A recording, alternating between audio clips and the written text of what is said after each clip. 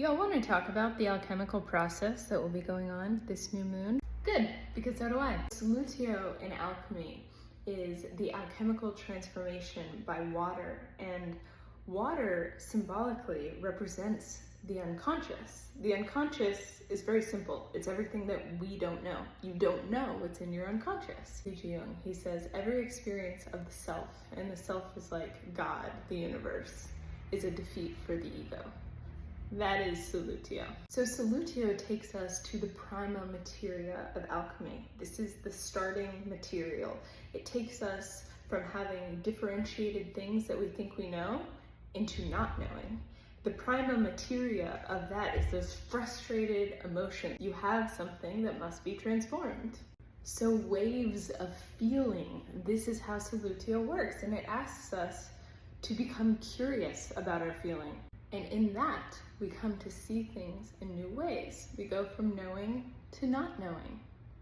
The defeat for the ego that is the interaction with the caps lock as self, God, the universe. There are different images, such as the flood, or a baptism, or the drowning of the king, or a return to the womb, or melting and softening.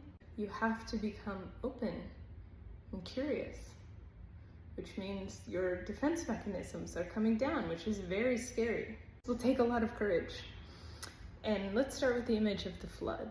The flood is when a force, God, the universe, comes in and forces you to let go.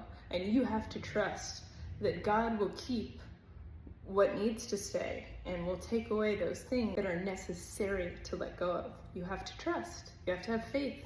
The king drowning. Well, the king wears a crown. Those are the ruling structures of consciousness that have to change. The king dies. The old order goes away so that a new order can be reborn. A baptism. Everything is forgiven.